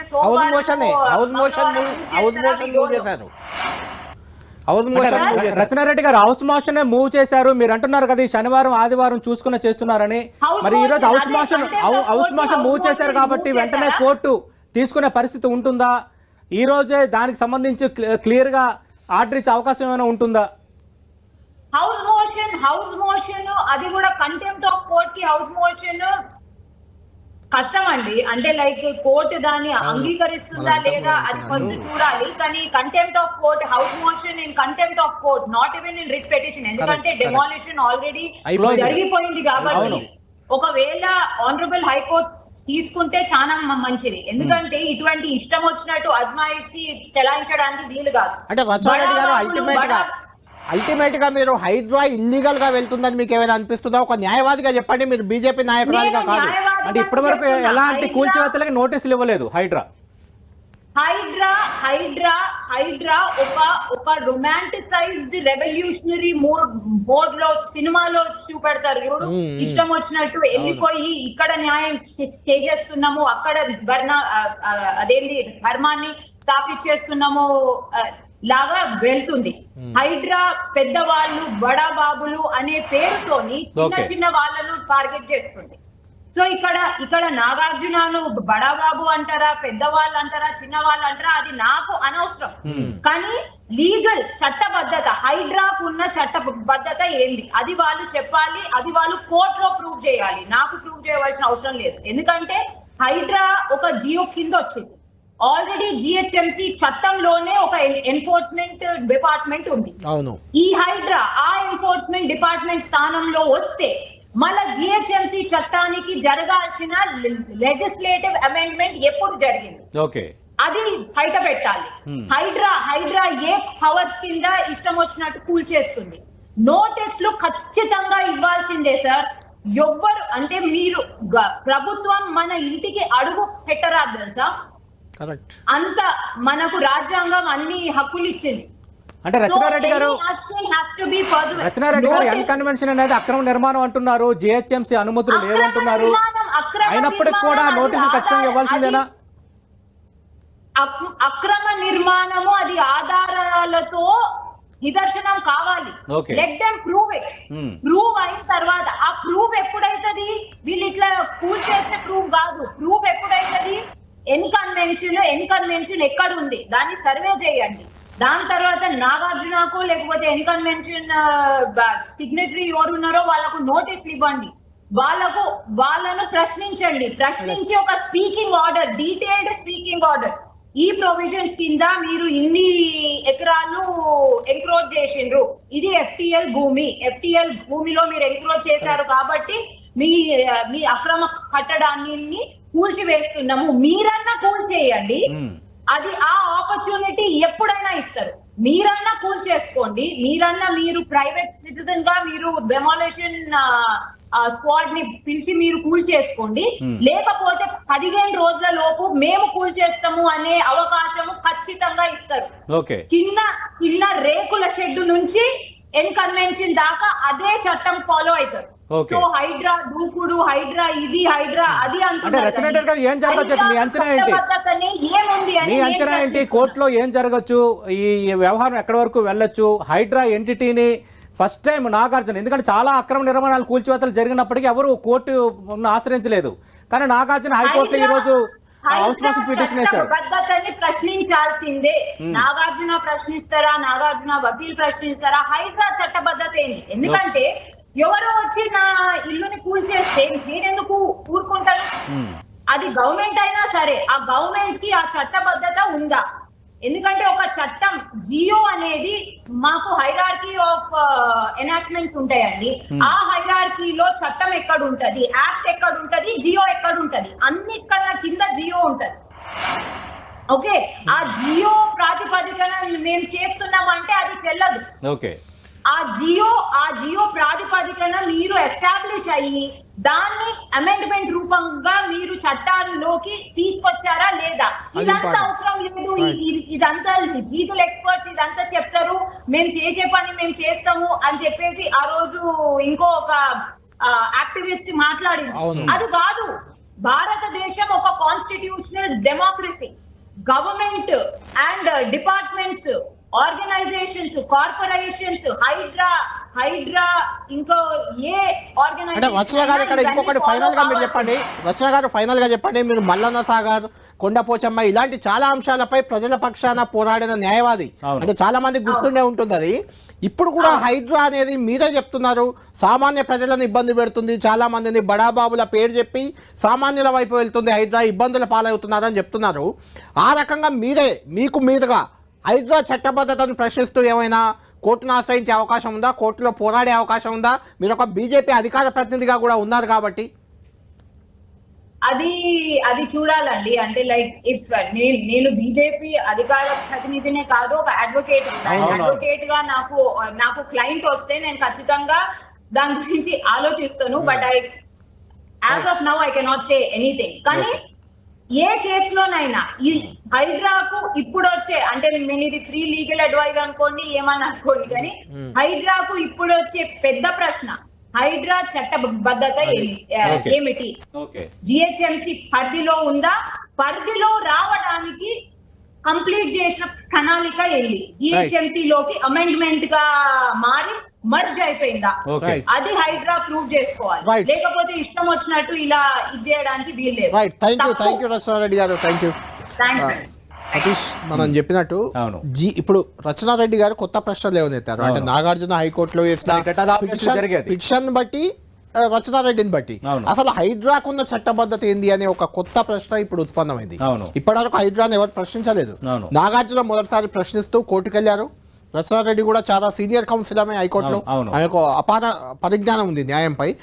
హైడ్రాకు అసలు చట్టబద్ధత లేదనే ఒక ప్రశ్న ఉత్పన్నం అయితే ఇప్పుడు హైడ్రాకు చట్టబద్ధత లేదు అని హైకోర్టు తేలిస్తే ఈ కూల్చిన భవనాలకి కాంపెన్సేషన్ ఇవ్వాలా ప్రభుత్వం? అసలు ఏం జరగబోతుంది? ఇప్పుడు హైడ్రా చట్టబద్ధత ప్రశ్న వచ్చినప్పుడు చాలా ఇంప్లికేషన్ కూల్చివేతలకు గురైన బాధితులు ఎవరైతే ఉన్నారో ఖచ్చితంగా వాళ్ళు కోర్టుకి వెళ్ళే అవకాశం ఉంది. వీటన్నిటికంటే ఇంపార్టెంట్ సతీష్, మన రాముడు ఉంటే పిసిఆర్ రాముడిని తీసుకుందాం. ఎందుకు తీసుకుందాం అంటే గతంలో అంటే కూల్చివేతల్లో మనకు రాముడి నుంచి కొన్ని ఫీడ్బ్యాక్స్ వచ్చాయి. బాచ్పల్లి లాంటి చోట, ఇంకా కొన్ని ప్రాంతాల్లో నిజాంపేట లాంటి చోట కొన్ని కూల్చివేతల్లో వాళ్ళు జిహెచ్ఎంసీ అనుమతి తీసుకొని బిల్డింగ్ కట్టుకున్నారు. ఇక్కడ జిహెచ్ఎంసీ అనుమతి లేదంటున్నారు. అక్కడ అనుమతి ఉంది, క్లియర్ గా ఉంది. ఇంకొక స్థలంలో ఎల్ఆర్ఎస్ తీసుకున్నారు వాళ్ళు, అంటే ఆక్రమణ అది. ఆక్రమణ తర్వాత ఎల్ఆర్ఎస్ ఉద్దేశం ఏంటంటే ల్యాండ్ రెగ్యులరైజేషన్ స్కీమ్ అని ప్రభుత్వమే పెట్టి అది ఆక్రమణ అయినప్పటికీ అది నీదే అని పట్టా ఇస్తుంది. ఎల్ఆర్ఎస్ అంటే మీనింగే అది. అలా ఎల్ఆర్ఎస్ తీసుకొని కట్టిన నిర్మాణాలను కూల్చివేశారు. ఖచ్చితంగా వాళ్ళకు కూడా లీగల్ గా ఇప్పుడు రచనారెడ్డి లాంటి వాళ్ళు ముందుకు వస్తున్నారు. నాగార్జున కోర్టుకు వెళ్ళారు కాబట్టి వాళ్ళు కూడా లీగల్ గా వెళ్లే అవకాశం ఉంటుంది. దీన్ని ప్రభుత్వం ఎలా డీల్ చేస్తుంది ఏంటి అనేది నిజంగా కొంత ఇంట్రెస్టింగ్ గా అయితే మారింది. కళ్యాణ్, ఇప్పుడు దీని ఏర్పాటుకు సంబంధించి జీవో నెంబర్ 99 ఇచ్చింది. అందులో పరిధిని కూడా చాలా స్పెసిఫిక్ గా చెప్పారు. అలాగే హైడ్రా ఏం చేస్తుంది, ఏ స్థాయి అధికారులు నియమించాలన్న అంశాలను కూడా ప్రభుత్వం క్లియర్ కట్ గా ఎక్స్ప్లెయిన్ చేసింది. అంటే ఇవేమీ తెలియకుండానే హైడ్రా లాంటి ఒక పెద్ద వ్యవస్థని, దాని పరిధిని ప్రభుత్వం డిసైడ్ చేస్తుందా? పరిధి ప్రభుత్వాన్ని క్వశ్చన్ చేయలేకపోయినా ఆల్రెడీ జిహెచ్ఎంసీకి విజిలెన్స్ అండ్ ఎన్ఫోర్స్మెంట్ టీమ్ అని ఒకటి ఉంటుంది. దాని పనే ఇది. అంటే ఓన్లీ చెరువులే కాదు, ఎక్కడ అక్రమ నిర్మాణం ఉన్నా, ఈవెన్ ఫుట్పాత్ అక్రమంగా కట్టినా కూడా కూల్చేస్తుంటారు. వాళ్ళ పని అదే. అంటే దీన్ని ఇంకా కొంచెం ఎక్స్పాండ్ చేసి ఓన్లీ చెరువుల వరకే తీసుకొచ్చి చెరువుల మీదే ఫోకస్ పెట్టారు. ఇది కార్యక్రమం మంచిదే అని ఎలాంటి అనుమానం లేదు. చెరువులు బాగుపడతాయి, గ్రౌండ్ వాటర్ పెరుగుతుంది, మన డ్రైనేజ్ వ్యవస్థ వర్షం పడితే చూస్తున్నాం కదా, రోడ్డు ఎక్కుతున్నాయి నీళ్లు, అవన్నీ చెరువుల్లోకి వెళ్ళే అవకాశం ఉంటుంది. నో డౌట్ మంచిది. కాకపోతే ఈ హైడ్రాకున్న చట్టబద్ధతపై ప్రశ్నించినప్పుడు జిహెచ్ఎంసీ పరిధి దాటి ఉంది. దీన్ని పరిధి దాటి ప్రభుత్వ జీవోతో కూల్చేయండి అని ఒక ప్రభుత్వం జీవో ఇస్తే ఎవరిపైనైనా వాడి కూల్చేసే అవకాశం ఒక వ్యవస్థకు ఉంటుందా? ఏ వ్యవస్థ అయినా కానీ అది అనేది ఇప్పుడు క్వశ్చన్ వస్తుంది ఖచ్చితంగా. హైకోర్టులో వాదనల తర్వాత ఏం జరుగుతుంది అనేది బయటకు వస్తుంది. రాముడు మనకు లైవ్ లో అందుబాటులోకి వచ్చారు, ఒకసారి మాట్లాడదాం రాముడితో. రాముడు, ఇక్కడ 2 అంశాలు. ఒకటి, రచనారెడ్డి గారు ఇప్పుడే మనకు అడ్వకేట్ ఆమె మాట్లాడారు. నాగార్జున కూడా హైడ్రాపై కోర్టుకు వెళ్ళారు. అసలు హైడ్రాకి చట్టబద్ధత ఉందా? ఇల్లీగల్ గా హైడ్రా వెళ్తుంది, హైడ్రాకు ఉన్న చట్టబద్ధత ఏంది? ఆల్రెడీ జిహెచ్ఎంసీకి ఒక విజిలెన్స్ అండ్ ఎన్ఫోర్స్మెంట్ టీమ్ అనేది ఒకటి ఉంటుంది. దాని పని కూడా ఇదే, కూల్చివేతలు, అక్రమ నిర్మాణాలను కూల్చివేస్తూ ముందుకు వెళ్తుంది. ఈవెన్ ఫుట్పాత్లను కూడా క్లియర్ చేస్తుంటారు. ఇప్పుడు హైడ్రా చట్టబద్ధత అనేది ఒక ప్రశ్న తలెత్తుతుంది. హైడ్రాకున్న చట్టబద్ధతపై అధికారులు ఏం చెప్తున్నారు? అంటే రాముడు, దీనికి అనుబంధంగా నేను మరో ప్రశ్న, రచనారెడ్డి మాట్లాడుతూ ఇంకోటి అన్నారు. అంటే ఈ జిహెచ్ఎంసీకి సంబంధించి యాక్ట్ని ఏమైనా అమెండ్ చేశారా, హైడ్రా ఏర్పాటుకు సంబంధించి అదేమైనా జీవోలో ప్రస్తావించారా అని అనేది మెయిన్ పాయింట్. ఎస్, మీరు అడిగినట్లుగా ఈ 2 అంశాలకు సంబంధించి చాలా కాలం నుంచి కూడా క్వశ్చన్ జరుగుతుంది. జిహెచ్ఎంసీలో ఉండేటువంటి స్టాండింగ్ కమిటీలో కూడా ఈ అంశానికి సంబంధించి చర్చ జరిగింది. అసలు జిహెచ్ఎంసీలో ఈవీడిఎం ఉంది, డిఆర్ఎఫ్ ఉంది, దాన్ని ఉన్న తర్వాత ఈ హైడ్రాని తీసుకొచ్చి ఏ విధంగా మాపై రుద్దుతారు, జిహెచ్ఎంసీకి సంబంధించిన వెహికల్స్ కానీ ఉద్యోగులను కానీ వినియోగించుకుంటూ జిహెచ్ఎంసీ కమిషనర్కు ఎక్కడ కూడా సమాధానం చెప్పకుండా ఏ విధంగా ఈ హైడ్రా పనిచేస్తుంది అనేటువంటి అంశాలను ఎంఐఎంకు సంబంధించినటువంటి 6 మంది స్టాండింగ్ కమిటీ సభ్యులు కమిషనర్కు, మేయర్కు వినతి పత్రం ఇచ్చారు. దీనికి వ్యతిరేకంగా తీర్మానం చేయాలి, వాళ్ళు చేస్తున్నటువంటి చర్యలకు. లేదు అని అంటే జిహెచ్ఎంసీతో ఎలాంటి సంబంధం లేకుండా అయినా వాళ్ళు నిర్వహించాలి అనేది ఖచ్చితమైనటువంటి స్టేట్మెంట్ ఇచ్చేలా ప్లాన్ చేశారు. మొత్తం 15 మంది స్టాండింగ్ కమిటీ సభ్యులు ఉంటే 6 మంది ఎంఐఎం, మిగిలినటువంటి 9 మంది బీఆర్ఎస్ ఉండగా అందులో ఒకరు కాంగ్రెస్లో జాయిన్ అయ్యారు. మిగతా 8 మంది బీఆర్ఎస్ సభ్యులు కూడా దీనిని వ్యతిరేకిస్తూ ఈ అంశాలపైన చర్యలు తీసుకోవాలి, మనం డిస్కస్ చేయాలని కూడా చెప్పారు. అయితే వచ్చే వారం దానిపైన తాము డిస్కస్ చేస్తామని మేయర్, కమిషనర్, స్టాండింగ్ కమిటీ సభ్యులకు వివరణ ఇచ్చారు. అయితే జిహెచ్ఎంసీకి సంబంధం లేకుండా హైడ్రాను ఏర్పాటు చేస్తూ జిహెచ్ఎంసీ యంత్రాంగాన్ని పూర్తి స్థాయిలో తమలో ఇముడించుకునే పద్ధతిలో జీవోను ప్రభుత్వం జారీ చేసింది. దానివల్లనే ప్రత్యేకంగా ఒక యంత్రాంగం ఏర్పాటైంది. ఇందులో గడిచినటువంటి బడ్జెట్లో 200 కోట్ల రూపాయలను వాళ్లకు కేటాయించారు. దీని ద్వారా ఒక ప్రత్యేకమైనటువంటి వ్యవస్థ ఏర్పాటు చేసి ఆ వ్యవస్థను పనిచేయించే విధంగా ప్రణాళికలు రూపొందించి అమలు చేయాలని ప్రభుత్వం నిర్ణయించింది. జిహెచ్ఎంసీ సిబ్బంది ఇప్పుడు దాదాపు 1000-1200 మంది హైడ్రా అంటే ఈవీడిఎంలో పనిచేస్తున్నారు. ఈవీడిఎం టీం అంతా కూడా హైడ్రాకి వెళ్ళిపోయినటువంటి పరిస్థితి. కేవలం విజిలెన్స్ ఎన్ఫోర్స్మెంట్ మాత్రమే కొద్ది మంది అధికారులు, అదేవిధంగా ఒక 50-60 మంది ఉండేటువంటి పోలీస్ సిబ్బంది మాత్రం జిహెచ్ఎంసీకి వస్తారు. అంటే పూర్తి స్థాయిలో ఇంకా విభజన జరగలేదు. ఆ విభజన ప్రక్రియ కోసం ఒక అడిషనల్ కమిషనర్ను కూడా కమిషనర్ అమరాపాలి కేటాయించడం జరిగింది. ఆ విభజన ఏ వాహనాలు మనకు కావాలి, ఏ వాహనాలను పూర్తిగా వాళ్ళకి అలర్ట్ చేయాలి అనేటువంటి అంశాల్లో మరికొద్ది రోజుల్లో క్లారిటీ వచ్చేటువంటి అవకాశం ఉంది. దీనిపైన అయితే ఒక ఉత్కంఠ కొనసాగుతుంది. కానీ జీవో ప్రకారం వీళ్ళు ఒక ప్రత్యేక వ్యవస్థ పనిచేయడానికి హక్కు ఉంది. వీళ్ళు గతంలో సూచించినటువంటి ప్రకారం ఔటర్ రింగ్ రోడ్ వరకు ఏర్పాటు చేశారు. 20 మున్సిపాలిటీలు, 7 కార్పొరేషన్లు, ఇందులో విత్ జిహెచ్ఎంసీ, అదేవిధంగా 33 గ్రామ పంచాయతీలు ఉన్నాయి. కానీ గతంలో చెప్పినప్పుడు ఔటర్ రింగ్ రోడ్ వరకు అని అన్నారు. కానీ ఇప్పుడు చూస్తే మాత్రం ఔటర్ రింగ్ రోడ్ తర్వాత కూడా కొంత దూరం వెళ్తుంది. అప్పుడు ఆ అధికారుల నుంచి వస్తున్నటువంటి వివరణ ఏంటంటే ఆ గ్రామ పంచాయతీ పరిధి ఎక్కడి వరకు ఉందో తాము అక్కడి వరకు వెళ్తామని చెప్తున్నటువంటి పరిస్థితి ఉంది. అయితే ప్రభుత్వం ఇందులో ఈ జీవోలో ఇంకో వాళ్ళకి అవకాశం ఇచ్చింది ఏంటంటే అవకాశం ఉన్న మేరకు అంటే అవసరాన్ని బట్టి మేము పెంచుకుంటాం తమ పరిధిని అని చెప్పింది. కానీ ప్రభుత్వం దానికి సపరేట్ ఆదేశాలు ఇవ్వాల్సినటువంటి అవసరం అయితే ఉంటుంది. కానీ దీనికి సంబంధించి కొన్ని నామ్స్ ఏ అంశాలను వీళ్ళు పరిగణలోకి తీసుకోవాలి అని చూసినప్పుడు మున్సిపల్ నిబంధనలు కానీ అదేవిధంగా ఇటు రెవెన్యూ నిబంధనలకు సంబంధించినటువంటి అంశాలను ఏవైతే చట్టపరిధిలో ఉంటాయో ఆ చట్టపరిధిలకు అనుగుణంగా వీళ్ళు పనిచేయాల్సి ఉంటుంది. ఇప్పటి వరకు ఏవైనా నిర్మాణాలు జరిగినప్పుడు తప్పనిసరిగా వాళ్ళకు నోటీస్ ఇచ్చి ఇది మీకు కరెక్టా కాదా, చెరువు పరిధిలోకి వస్తుంది, మీ పేపర్స్ అన్ని తీసుకొచ్చి సబ్మిట్ చేయండి. ఆ సబ్మిట్ చేసిన తర్వాత దాన్ని పరిశీలించి వాళ్ళు నిర్ణయం తీసుకునేటువంటి వాళ్ళు ఇది అక్రమం అయితే అక్రమం కూల్చివేస్తామని సెకండ్ నోటీస్ ఇచ్చేసి కూల్చివేసేటువంటి అవకాశం ఉండేది. అట్లాంటి ప్రజాస్వామ్యయుతమైనటువంటి ఒక మధ్య మార్గంగా వెళ్ళే వాళ్ళు.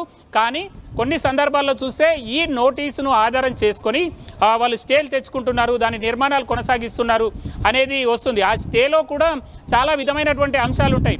అంటే ఈ నిర్మాణం జరుగుతున్నప్పుడు స్టే ఇస్తే ఎలాంటి ఇద్దరు కూడా సమయం అది పాటించాలి. ఇటు జిహెచ్ఎంసీ కానీ ఇతర విభాగాల అధికారులు అక్కడికి వెళ్ళొద్దు, అదేవిధంగా ఆ నిర్మాణదారు కానీ కట్టకుండా ఆగాలి. కానీ ఇక్కడ అట్లా ఉండదు, ఆ స్టే ఉంటుంది. ఇటు వీళ్ళు మాత్రం కట్టుకుంటూ వెళ్ళిపోతుంటారు. ఇందులో 2-3 రకాలు ఉంటాయి. స్టేలు వచ్చినప్పుడు నాట్ టు ఇంటర్ఫేర్ అని, అసలు మీరు అటు వెళ్ళొద్దని ఒకటైతే, ఇంకొకటి ఆ నిర్మాణం పైన ఎలాంటి చర్యలు తీసుకోవద్దని ఒకటైతే. అంటే దాన్ని మనం చూసినప్పుడు అంటే ఈ కన్వెన్షన్ సంబంధించింది కూడా అయితే ఈ కన్వెన్షన్ చాలా వ్యాలిడ్ పాయింట్ ఉంది. చెప్పండి. మీరు అన్నట్టుగా ఖచ్చితంగా కోర్టు ఏదైనా స్టే ఇచ్చేటప్పుడు సంబంధిత ఫిర్యాదుదారు ఎలాంటి నిర్మాణాలు చేపట్టకూడదు, అలాగే జిహెచ్ఎంసీ కూడా ఆ విషయంలో ఇన్వాల్వ్ కాకూడదు. కానీ ఇక్కడ ఏమైనా నాగార్జున కోర్టు స్టే ఇచ్చిన తర్వాత కూడా అక్కడ ఆల్టర్నేషన్స్ చేయించడం కానీ లేదంటే నిర్మాణాలు చేయడం కానీ అలాంటివి ఏమైనా అధికారులు ఏమైనా ఫైండ్ అవుట్ చేశారా? ఎందుకంటే ఇదే ఒక కారణంతోనే నాగార్జున ఈరోజు హైకోర్టుకు వెళ్ళారు. ఎస్. అయితే దీనికి సంబంధించి ఏంటంటే ఇంకా దీనిపైన అఫీషియల్ స్టేట్మెంట్ మాత్రం ఎక్కడ బయటికి రాలేదు. ఇప్పుడు కోర్టుకు వెళ్ళారు నాగార్జున, కాబట్టి దీనికి కౌంటర్గా మరొక అఫిడవిట్ను జిహెచ్ఎంసీ దాఖలు చేసేటువంటి అవకాశం ఉంది. ఆ అఫిడవిట్లో పూర్తి వివరాలను అంటే ఏ పరిస్థితి వరకు మేము స్టే ఇచ్చేంత వరకు అక్కడి పరిస్థితులు ఏంటి, ఇప్పుడు స్టే ఇచ్చిన తర్వాత వాళ్ళు ఇంకా ఏమైనా ఎక్స్ట్రా నిర్మాణాలు చేశారా అనేటువంటి ప్రతి అంశాన్ని పిన్ టు పిన్ ఇటు జిహెచ్ఎంసీకి సంబంధించినటువంటి టౌన్ ప్లానింగ్ అధికారులు, అదేవిధంగా రెవెన్యూకు సంబంధించినటువంటి అధికారులు, తహసీల్దార్ కార్యాలయం అధికారులు, వారితో పాటు ఇరిగేషన్కు సంబంధించినటువంటి అధికారుల నుంచి ఫుల్ డీటెయిల్స్ తీసుకొని ఇన్ డీటెయిల్గా వాళ్ళకు కోర్టుకు సబ్మిట్ చేసేటువంటి అవకాశం ఉంది. కాబట్టి అప్పుడు మరిన్ని వివరాలు అయితే బయటకు వచ్చేటువంటి అవకాశం ఉంది. కానీ అప్పటికే ఈ 2014 నాటికే మేము ఈ పరిస్థితిని అంతా కూడా పరిశీలిస్తున్నాం. చాలాసార్లు ఇక్కడికి వచ్చి రిపోర్ట్ చేసాం. వాళ్ళు అప్పుడే డీమార్క్ చేశారు, ఎక్కడి వరకు ఎఫ్టీఎల్ ఉంది, ఎక్కడి వరకు బఫర్ ఉంది అనేటువంటి అంశాలను డీమార్క్ చేసినప్పుడే చూసాం. కాబట్టి అప్పటికి ఈ నిర్మాణం ఇదే స్థాయిలో ఉంది అప్పటి నుంచి కూడా. కాబట్టి ఈ నిర్మాణం అంతటికి సంబంధించి కూడా స్టే ఉండేటువంటి అవకాశం ఉంది.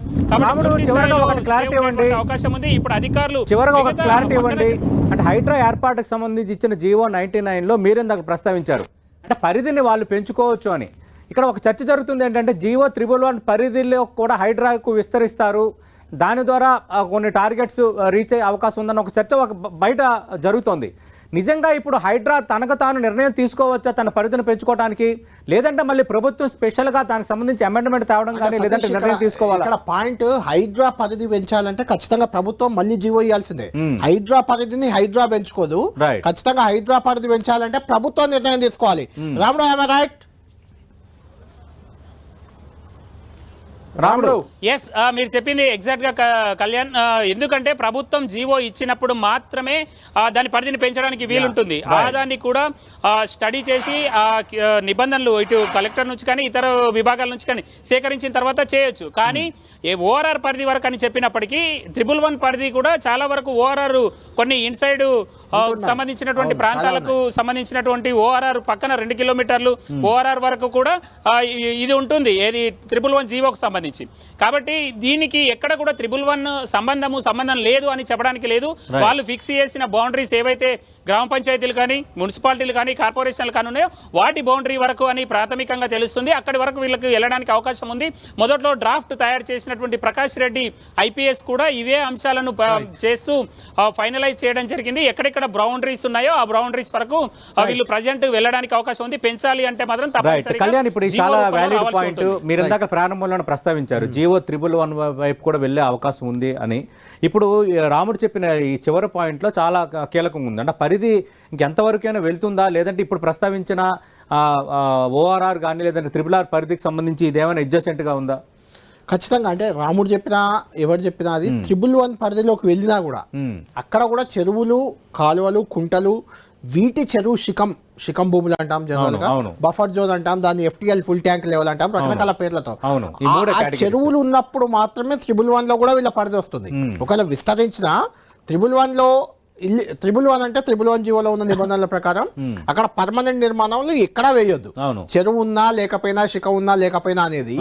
కాకపోతే అప్పటి FTL కి ఇప్పటి FTL కి మార్పులు జరుగుతుంటాయి సతీష్. జనరల్ గా ఎప్పుడో ఒక 10 ఏళ్ళ 20 ఏళ్ల క్రితం మన ఊళ్ళోనే చెరువులను చూసుకుంటుంటే అది 100 ఎకరాల్లో ఉంటుంది. ఇప్పుడు దానికి వాటర్ వచ్చే లెవెల్ కానీ వాటర్ వచ్చే పరిస్థితి కానీ లేకపోవడంతో చెరువు తగ్గిపోయే అవకాశం ఉంటుంది. ఆ పక్కన పట్టా భూములు ఉంటాయి, చెరువులో ఫుల్ నీళ్ళు అవి మునిగిపోతుంటాయి, లేదంటే వాళ్ళు వ్యవసాయం చేసుకుంటుంటారు. ఆ నిబంధనలో కూడా కొన్ని మార్పులు చేర్పులు అయితే చేయాల్సిన అవసరం ఉంది. ఇప్పుడు ఎన్కన్వెన్షన్ మనం చూద్దాం సతీష్. ఎన్కన్వెన్షన్ అనేది మీకు నాకు ఎప్పటి నుంచో 10, 15, 20 ఏళ్ల నుంచి అక్కడ ఉంది. దాదాపు 10, 15 ఏళ్ల నుంచి ఉంది అక్కడ. అందరం చూస్తున్నాము, అందులో ఫంక్షన్లకు అటెండ్ అవుతున్నాము, అందులో ప్రభుత్వం కూడా కార్యకలాపాలు నిర్వహిస్తుంది. ప్రభుత్వ కార్యకలాపాలు అఫీషియల్ గా ఎన్కన్వెన్షన్ లో చాలా జరిగాయి ఇప్పటికి. అంటే ఆ GHMC పర్మిషన్ లేదని, అది చెరువు కుంటలో ఉందని, FTL ల్యాండ్ అని, బఫర్ జోన్ అని పెద్దలకు తెలియదా? అధికార పార్టీ పెద్దలకు గానీ లేదంటే అధికారులకు గానీ, అధికారులే అందులో సమావేశాలకు హాజరయ్యారు. సంబంధిత అధికారులు, GHMC అధికారులు గానీ, మంత్రులు కానీ, ముఖ్యమంత్రులు కూడా అందులో పాల్గొన్నారు. మరి అప్పుడు వాళ్ళకు గుర్తు రాలేదా? ఇప్పుడే ఎందుకు గుర్తొచ్చింది? అంటే ఇవన్నీ సవాలక్ష నిబంధనలు, అధికారుల తప్పిదాలు, రకరకాల కారణాలు ఇందులో ఉన్నాయి. ఖచ్చితంగా ఇలాంటి నిర్మాణాలు కూల్చినప్పుడు నష్టపోయిన వాళ్ళు నష్టపోతుంటారు. దానికి కారకులైన అధికారులు వాళ్ళు ఎక్కడ ఉన్నా, రిటైర్ అయిపోయి ఉన్నా కూడా ఆ అనుమతులు ఎట్లిచ్చారు, పర్మిషన్లు ఎందుకు ఇచ్చారు, ఖచ్చితంగా అవి నిగ్గు తేల్చి వారికి కూడా శిక్ష వేసినప్పుడే అధికారులు ఇలాంటి చర్యలు ఇక ముందు చేయకుండా ఉంటారు. ఎక్కడైతే రాజ్భవన్ పక్కన నాలా ఉందో దానిపైన పెద్ద పెద్ద బిల్డింగ్స్ ఉన్నాయి. ఈవెన్ హుస్సేన్ సాగర్ చుట్టూ నెక్లెస్ రోడ్ గా మనం చెప్తుంటాం. గతంలో సచివాలయం అంటే సెక్రటేరియట్, ఇప్పుడు ఉన్న సెక్రటేరియట్ కూడా హుస్సేన్ సాగర్ శిఖం భూమి అది గతంలో. అంటే దాన్ని మాడిఫై చేశారు, బిల్డింగ్ కన్స్ట్రక్షన్ చేశారు, జరిగిపోయింది. ఇప్పుడు కూడా అలా శిఖం భూములు అంటే టార్గెట్ చేసి విపక్షాలను టార్గెట్ చేయడానికో లేకుంటే కొంతమందిని టార్గెట్ చేయడానికో హైడ్రా ఇలా దూకుడుగా వెళ్లకుండా అక్కడి వరకు వాటర్ వస్తుందా లేదా అని FTL రేంజ్ కూడా మళ్ళొక్కసారి దాన్ని పరిశీలించాల్సిన అవసరం ఉంది. రఘునందన్ చెప్తున్నట్లు 2500 చెరువులకు FTL ఫిక్స్ అయి ఉంది. అంటే గత ప్రభుత్వమే ఫిక్స్ చేసింది అది వాస్తవానికి. ఆ ఫిక్స్ అయింది, డాటా ఇస్తానంటున్నారు. ఆ దిశగా హైడ్రా కొంచెం ముందుకెళ్తే బాగుంటుంది. దాంతో పాటు ఎక్కడెక్కడైతే FTL పరిధి దాదాపు పెంచాల్సిన అవసరం ఉండదు. ఎందుకంటే చెరువులు తగ్గిపోయాయి కానీ పెరగలేదు కాబట్టి FTL పరిధి కొంత తగ్గించే అవకాశం కూడా కొన్ని ప్లేసుల్లో ఉండొచ్చు. అంటే ఇప్పుడు ఎక్కడైతే రాజ్భవన్ పక్కన కట్టారంటున్నారో వాటిని కూల్చేయలేరు కదా. పెద్ద పెద్ద హాస్పిటల్స్, పెద్ద పెద్ద బిల్డింగ్స్, అవి అక్కడికి వాటర్ వచ్చే అవకాశం కూడా లేదు. వాటిని కూల్చేసినా ఆ చెరువు వాటర్ అక్కడికి వచ్చే ఛాన్స్ కూడా లేదు ఇప్పుడు. కాబట్టి అలాంటి పరిస్థితుల్లో హైడ్రా ఏ రకంగా ముందుకు పోతుంది, హైడ్రా చట్టబద్ధత ఏ రకంగా ఉండబోతుంది, నాగార్జున అయితే స్టే వచ్చింది. మీరు అన్నట్టుగా నాగార్జునకి అయితే ఓరట్ అయితే లభించింది. కానీ ఇదే సందర్భంలో మనం నేను ముందు నుంచి మాట్లాడుతున్న కీలకమైన అంశం అసలు హైడ్రాకు చట్టబద్ధత ఉందా, అది కీలకంగా ఇప్పుడు మారబోతుంది. ఎందుకంటే రంగనాథ్ ఆయన ఒక అధికారిగా ఆయన వివరణ ఇచ్చినా కూడా ప్రభుత్వం వైపు నుంచి కూడా ఖచ్చితంగా ప్రభుత్వం నుంచి కూడా వివరణ రావాల్సిన అవసరం ఉంది. రెండోది మీరు ఇందాక ప్రస్తావించినట్టు ఎన్కన్వెన్షన్ సంబంధించి సుప్రీంకోర్టు నుంచి కూడా స్టే ఉందంటున్నారు. పరిధి పెరిగితే ఏం జరగచ్చు, పొద్దున్న హైడ్రా మూమెంట్ ఎలా ఉండొచ్చు అనేది కొంచెం కీలకమైంది. చూద్దాం, లెటర్స్ వెయిట్ అండ్ సీ ఏం జరగబోతుందో. ఇది నాగార్జునకు చెందిన ఎన్కన్వెన్షన్ సంబంధించి హైడ్రా కూల్చివేతలు, వెంటనే ఆయన హైకోర్టులో హౌస్ మోషన్ పిటిషన్ వేయటం, ఆయనకు ఊరట్ లభించేలా హైకోర్టు స్టే విధించడం. ఈ నేపథ్యంలో మరి హైడ్రా ఎంటిటీకి సంబంధించి రాబోతున్న రోజుల్లో ఏం జరగబోతుంది, ప్రభుత్వం ఎలాంటి వివరణ ఇవ్వబోతుంది, కొందరినే టార్గెట్ చేస్తున్నప్పుడు రాజకీయ పార్టీల విమర్శల నేపథ్యంలో దాదాపు 2500 చెరువులు ఇలా పై ఆక్రమణలకు గురైన నేపథ్యాన్ని భారతీయ జనతా పార్టీ లాంటి పార్టీలు ప్రస్తావిస్తున్న నేపథ్యంలో మరి ప్రభుత్వం చర్యలు ఎలా ఉండబోతున్నాయనేది ఆసక్తికరంగా మారుతుంది. ఏదేమైనా తెలంగాణ రాజకీయాల్లో హైడ్రా అయితే కొంత కలకలం సృష్టిస్తోంది. హైడ్రా దూకుడు అనేది రాజకీయంగా రేపొద్దున ఎలాంటి రిప్రికేషన్స్కి దారి తీయొచ్చు అన్న చర్చ రాజకీయ విశ్లేషకులు జరుగుతోంది.